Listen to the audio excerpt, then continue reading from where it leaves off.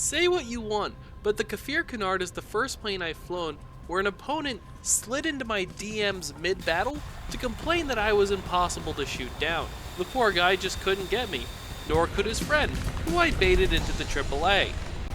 Nor could the angry mob that eventually started chasing me around the map.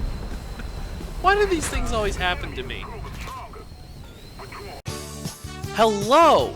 I am Aoyalaipe, and I like to hop into top tier matches in War Thunder, and then personally kill the entire enemy team by myself. Welcome to my channel. Aoyalaipe, your video's late. Yeah, I have a story for that I'll get to in a minute. Okay, so today we're covering the Kfir Canard. Now, if you're a new player, or a realistic player, which are basically the same things in this context, and you want to learn how to survive in the complete mental asylum that is top tier Arcade, this plane is the premium for you. Unlike most of the planes I've been covering recently, the Kfir Canard is not really that good at killing ridiculous numbers of players, so this isn't going to be like an insane kill streak or anything. I'm barely even going to break double digits. Okay, so first things first, there are exactly two loadouts that work for the Kfir Canard. If you want to go for an air-to-air roll, you can take a full load of gas, 2 AIM-9Gs, stealth rounds, and that's it. Other than the AIM-9Gs, you fly this plane clean. I loaded air targets for my guns, and I'll explain why you don't want to do that later on in the video.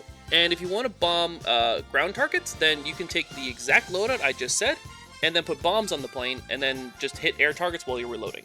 The only way you can really screw up this loadout is to put gun pods on the plane, and I'll explain why you really don't want to do that later on. Putting gun pods on this thing is an exceptionally bad idea. What's special about the Kfir Canard is that it flies absurdly fast for a 10.3.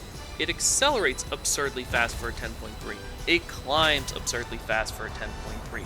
So if you play this plane to its strengths, it's almost impossible to shoot down. What else does this plane have going for it? Nothing. Nothing at all. The Kfir Canard trades every other advantage a plane can have in exchange for uniquely nutty flight performance. A lot of players really struggle to internalize the core concepts of TTA. There's a reason this game mode gets a lot of hate, because it's really hard for people to learn how to play it. And the Kfir Canard's uniquely nutty flight performance gives you more wiggle room than any other plane when it comes to learning those core concepts. If you need training wheels, then here are your training wheels. So what can this plane teach you? Well, let's start with the obvious. If you watch my other videos, you know that speed is king in TTA.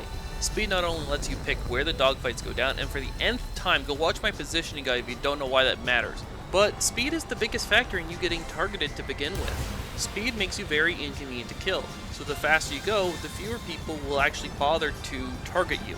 And if they do target you, it can be pretty hard for them to actually kill you if you're significantly faster than them. And this plane is ridiculously fast for a 10.3. So if you hop in this thing and zip around the map at Mach 1 point bullshit, you'll be amazed how few people even try to kill you.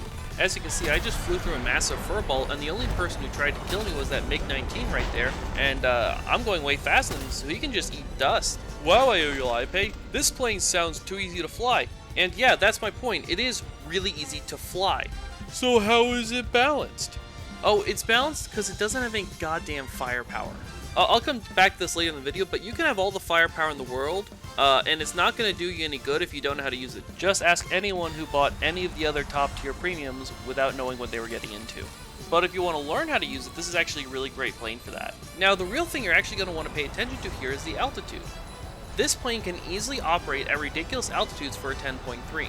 If you watched my Kfir C7 video a few weeks ago, which is a similar plane to this one, and you saw how nutty and untouchable that plane was for an 11.3, yeah, well, the Kfir Canard basically has the same flight performance at a full battle rank lower. It just has way worse weapons. This actually means that there's two lessons when it comes to altitude with this plane. I'll start with the less obvious one. If you're far above the battle and you look down, you have a really unique vantage point. You will see things like players getting focused on getting a kill, unaware of someone else sliding in behind them. You get to watch the whole show. Eventually, you'll start to realize how players think, how they tick, how to know when they look distracted, how to make them distracted, how to set them up to be killed by someone else. You know, all the really dirty mind games I talk about in my other videos. Those are all way easier to see and intuitively understand if you're looking straight down from a high altitude. This is one of the few planes that is good enough at climbing that it can easily fly straight over a furball while reloading. Even your countermeasures are reloading, and look straight down and focus on what everyone else is doing, not what's happening around you. And you can do that without really having to worry that someone else will jump you. because so few other planes can actually reach your altitude to kill you. And the missiles at this battle rating aren't quite good enough to do the climbing for them. They actually have to fly their plane up there to kill you. Really, the only thing that can easily get you is another Kfir Canard. F-104s could also get you, but it's a bit tricky for them. I'll explain how that works whenever I finally get around to making my F-104 video. Stop asking, it is on my list. However, I need to take a really abrupt tangent to explain the guns on this thing, because a key moment is coming up. This plane has 280 rounds of 30mm, and the weight of fire is relatively low. And the radar is misaligned with the point of impact, so it's really more of an aiming reference than an aiming circle, you know, the green circle thing. On top of that, you always want to be flying this plane at high speed, which means you're going to be shooting at high speed. That makes it really hard to practically aim this gun. So the way to use it is to do what I do to this F-100 here. You just mag dump people, hose them with all your bullets. If you slow down to actually make accurate shots, you become a sitting duck. This plane is fast enough that you can fly straight under the entire enemy team and be out of range before they can turn around. Then you can just wall hack your way around and just totally fly circles around everyone. This is actually the first of 2 times I do that to this team in this game, and this is why you don't want to take gun pods on the Kfir Canard. Gun pods absolutely murder this thing's flight performance. It's genuinely incredible how bad they are for this plane. This plane has incredible flight performance and garbage firepower. I understand the temptation to put gun pods on this thing so you have better firepower, but if you do that, you'll wind up having a plane with mediocre firepower and mediocre flight performance. That is 100% not worth it. Also, back to that F-100 I gun killed a minute ago, you may have noticed it took me a few seconds of shooting to actually hit him, and that's why you don't want to use tracers. This plane doesn't fire fast enough or long enough for tracers to do you any good, but it will alert your opponent that you're being shot at. You want to take stealth rounds, trust me. If you use tracers, people will regularly maneuver before you can really dial them in and hit them with bullets. The only reason you see me using tracers in this video is I hadn't realized that I should be using them by the time I filmed this. Now, let me quickly say that one last thing about altitude.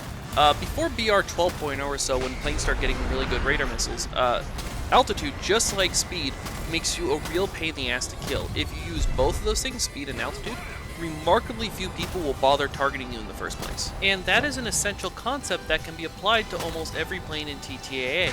And the Kfir Canard is probably the easiest plane to learn how to do that on, since it's overkill at it. You have so much wiggle room. And those who do actually target you will have a really hard time killing you, provided you keep your speed up. So, you know, this is a Delta Wing, don't turn fight with it. You have terrible energy retention. You shamelessly boom and zoom people with this plane. A lot of people might be turned off by the fact that this plane only has 36 countermeasures, but that's more than enough if people are only occasionally shooting at you.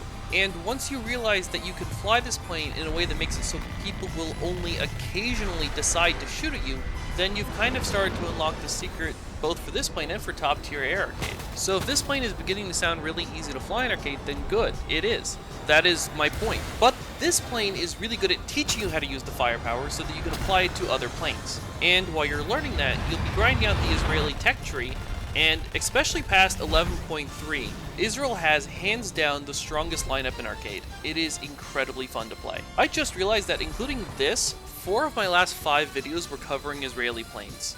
And I'm still not done, I have others to cover. In fact, the reason this video got delayed is my friend RoachGod, who still has the world record jet kill streak, because I haven't taken it from him yet, casually asked right before I was going to edit this video if I had ever played the Nets, which is the Israeli 12.0 F-16, and I was like, aren't 12.0 F-16s an afterthought? And he was like, dude, trust me. As it turns out, I had a test drive of the Nets that was going to expire in 9 hours. Gaijin gives out test drives on a monthly basis. I don't think I'm allowed to share how many test drives I get, like the actual number, but I can say that it's enough that I sometimes can't properly get to all of the planes I have test drives on, which is why the Nets was overlooked. So I took it out for a spin, and my first 4 games were all double-digit team wipes.